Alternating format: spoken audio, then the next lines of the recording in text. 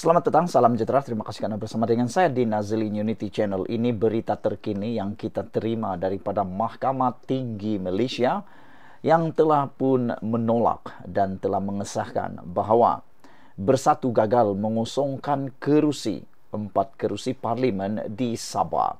Ini satu perkara yang memang agak menyedihkan untuk parti Bersatu kerana dijangkakan kononnya 4 kerusi parlimen Sabah itu akan berjaya diperoleh semula oleh parti Bersatu. Ini rentetan daripada tindakan mereka menyokong GPS. Tapi akhirnya apa yang berlaku? Ini Bersatu gagal mengusungkan kerusi 4 parlimen di Sabah. Hari ini disahkan Bersatu gagal dalam cabaran untuk mengusungkan 4 kerusi parlimen di Sabah. Mahkamah Tinggi Kuala Lumpur pagi ini menafikan kebenaran untuk parti pembangkang itu meneruskan semakan kehakimannya. Mahkamah Sivil tidak akan mendengar merit cabaran undang-undang itu. Semasa prosiding mahkamah terbuka hari ini, Hakim Amarjit Singh memutuskan bahawa Mahkamah tidak mempunyai kuasa untuk mendengar cabaran undang-undang membabitkan keputusan Speaker Dewan Rakyat. Ini berdasarkan hanya satu sebab, iaitu kes-kes Mahkamah Persekutuan duluan sebelum ini menyatakan Mahkamah tidak mempunyai kuasa bidang kuasa untuk mendengar perkara yang mempersoalkan Speaker keputusan mengenai kerusi parlimen, katanya. Amarjit menambah bahawa ini adalah selaras dengan perkara 63 dalam kurungan 1 Perlembagaan Persekutuan yang memperkatakan keistimewaan parlimen. Peruntukan itu menyatakan bahawa kesahihan mana-mana prosiding Dewan Parlimen atau mana-mana jawatan kuasa berkaitan tidak boleh dipersoalkan di mana-mana mahkamah. Amarjit juga tidak membuat arahan mengenai kos. Peguam yang juga bekas Speaker Dewan Rakyat Azhar Azizan Harun, Harun, mewakili Bersatu. Jabatan Peguam Negara AGC bertindak mewakili Speaker Dewan Rakyat Johari Abdul yang merupakan salah seorang daripada 5 responden. Peguam Firuz Hussein Ahmad Jamaluddin mewakili 4 lagi responden yang merupakan ahli Parlimen Sabah, iaitu Armizan Muhammad Ali Papar, Khairul Firdaus Akbar Khan Batu Sapi, Jonathan Yasin Ranau dan Mat Bali Musa Sipitang. Pada 17 April, Bersatu memfailkan tindakan undang-undang terhadap Johari dan 4 ahli Parlimen Sabah berkenaan. 2 pemohon ialah Naib Presiden Bersatu Ronald Kiandi dan Setiausaha Kerja Bersatu Muhammad Suhaimi Yahya.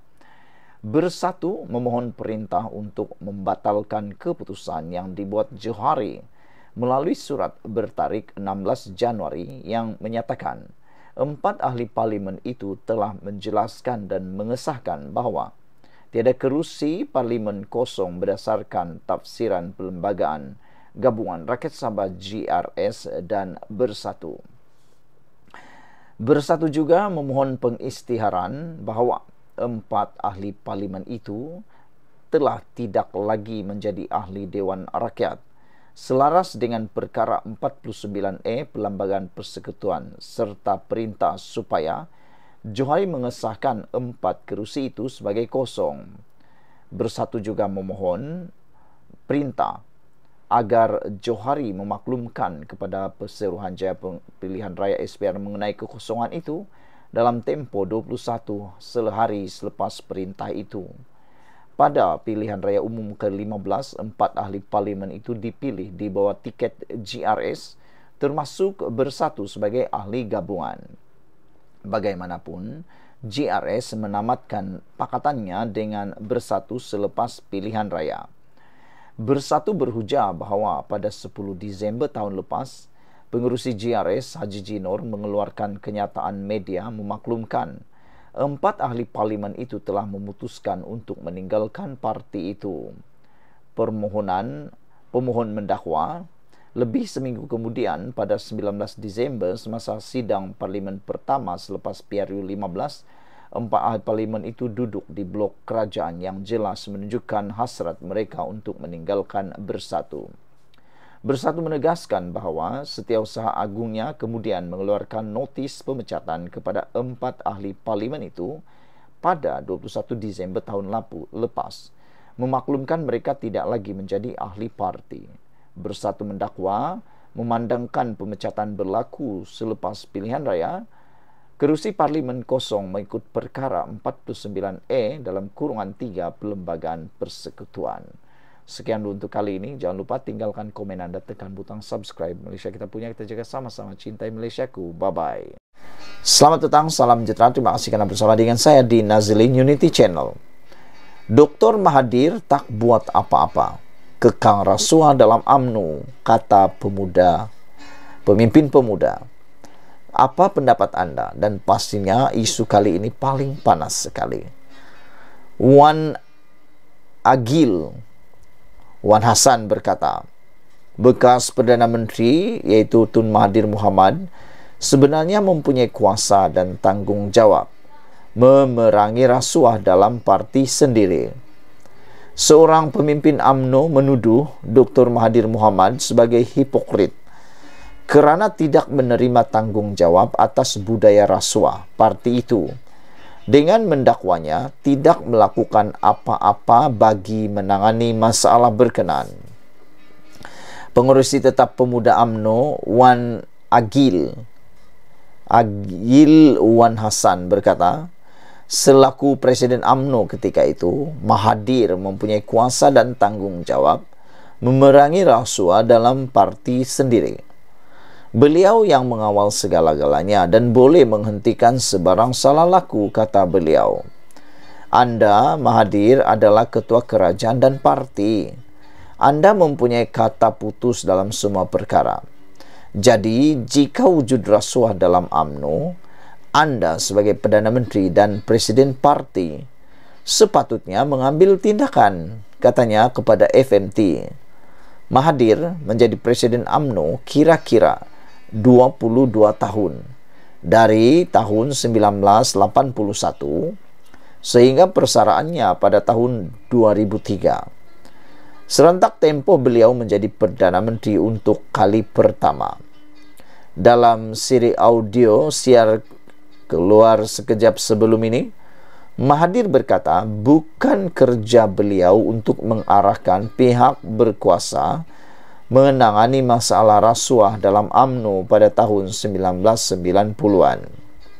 Katanya, pihak berkuasa tidak sepatutnya menunggu arahan untuk bertindak jika menyedari berlaku sebarang penyelewengan. Beliau berkata, walaupun sedia mengambil tanggungjawab terhadap isu yang timbul ketika menjadi Presiden UMNO, beliau tidak boleh dipersalahkan atas budaya rasuah parti. Tetapi Wan Agil berkata, Presiden parti perlu bertanggung jawab sepenuhnya terhadap sebarang rasuah yang berlaku di bawah kepimpinannya. Beliau wajar dipersalahkan. Beliau pemimpin kita. Beliau membenarkannya berlaku dan tidak berbuat apa-apa, kata beliau lagi. Beliau membuat bandingan dengan tempo Najib Razak menjadi Presiden UMNO, di mana bekas ahli parlimen pekan itu mengambil langkah bagi mengurangkan pengaruh politik wang dalam UMNO dan menambah jumlah perwakilan yang layak menghadiri serta mengundi dalam Perhimpunan Agung Tahunan Parti. Ketika Najib mengambil alih parti daripada Abdullah Ahmad Badawi, beliau tahu politik wang berleluasa, jadi beliau mengambil tindakan. Beliau tahu mempunyai jumlah perwakilan kecil akan membawa kepada rasuah. Orang boleh membeli undi ketika pemilihan parti. Oleh itu, beliau menambah jumlah perwakilan kerana bagi memastikan kos membeli undi adalah tinggi, kata beliau lagi. Saudara-saudara sekalian, itulah dia pendedahan paling panas sekali untuk malam ini. Dr. Mahathir tak buat apa-apa kekang rasuah dalam UMNO, kata pemimpin pemuda. Sekian dulu untuk kali ini. Jangan lupa tinggalkan komen anda, tekan butang subscribe. Kita jumpa lagi. Bye-bye. Selamat malam, salam sejahtera. Terima kasih karena bersama dengan saya di Nazilin Unity Channel. Kejutan paling besar hari ini, ahli parlimen PAS pula sokong Anwar. Apa ceritanya? Ikuti terus ulasan selepas ini dan jangan lupa tinggalkan komen Anda, tekan butang subscribe. Ada orang kata orang yang akan mengundi atau akan menyokong Anwar Ibrahim yang kelima atau keenam atau ketujuh atau ke-20 datangnya daripada parti PAS. Benarkah dakwaan ini? Yang menjadi persoalan kita, bila dan siapa ahli parlimen PAS yang akan sokong Anwar Ibrahim ini? Jangan kata mustahil, jangan kata tak bolehlah, jangan kata tak mungkinlah. Kerana dalam dunia politik semuanya boleh berlaku. Ditambah lagi, seperti Anda tahu, Perikatan Nasional masih lagi degil untuk membuat rundingan dengan kerajaan bagi mendapatkan peruntukan ahli parlimen. Jadi, yang terlibat semua ahli parlimen dalam Perikatan Nasional, termasuk parti PAS. Jadi, adakah mereka dapat bertahan 4 tahun lagi tanpa apa-apa peruntukan kalau mereka masih lagi angkuh dan sombong, tidak membuat perundingan dengan kerajaan? Selepas 4 ahli parlimen bersatu bertindak menyokong kepimpinan Perdana Menteri Datuk Seri Anwar Ibrahim, kini tiba pula giliran wakil rakyat PAS berbuat demikian. Menurut kabar angin yang kencang kedengaran, ahli parlimen tersebut dilihat kerap memasuki bilik ahli parlimen blok kerajaan ketika sidang Dewan Rakyat. Siapa ahli parlimen yang dikatakan sebagai kerap memasuki bilik ahli parlimen blok kerajaan ini? Yang pastinya kabar angin ini menyatakan daripada PAS. Jika beliau mengisytiharkan sokongannya, maka beliau akan menjadi ahli parlimen PAS yang pertama yang berbuat demikian dan yang kelima yang menyatakan sokongannya. Menjadi persoalan kita ialah, adakah PAS akan memecat ahli parlimen ini? PAS dan Bersatu merupakan parti komponen Perikatan Nasional. 4 ahli Bersatu telah pun menyokong Anwar, iaitu Zahari Kecil dari Parlimen Jeli, Azizi Abu Naim Gua Musang, Datu Iskandar Zulkarnain Kuala Kangsar, Datu Dr. Suhaili Labuan. Kaedah yang digunakannya tidak ada berbeza dengan 4 ahli Bersatu tersebut. Cuma ada satu persoalan yang membezakan PAS dan Bersatu.